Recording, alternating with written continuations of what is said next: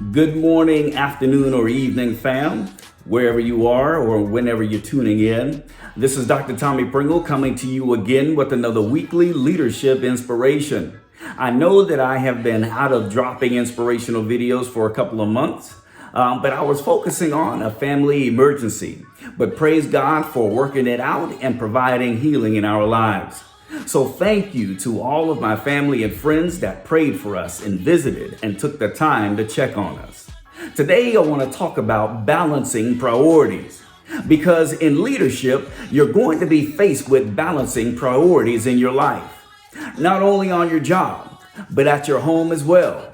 And this may be difficult for some leaders that also have a family, side businesses, side jobs, or other activities to include in that balance. But depending on what you prioritize is going to determine the spread of your balance. And sometimes you aren't going to focus or seem to be focusing on the right priorities in the sight and in the minds of others, because their priorities are not always going to be aligned with your priorities.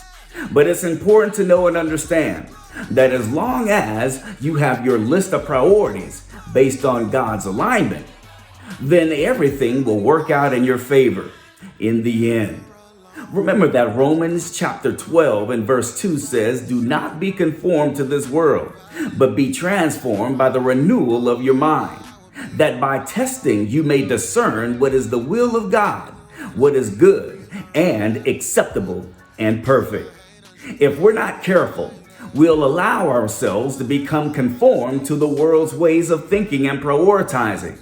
And when or if we allow that to happen, we may find ourselves focusing on pleasing the world rather than God. And those who should be priority in our lives will become neglected.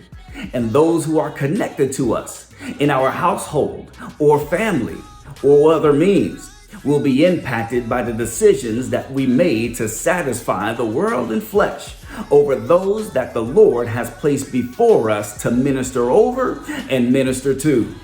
Which is why we must be transformed second, only after our minds have been renewed first. Because our minds will drive our actions, and we'll be able to test what is acceptable, which allows us to discern what is in the will of God.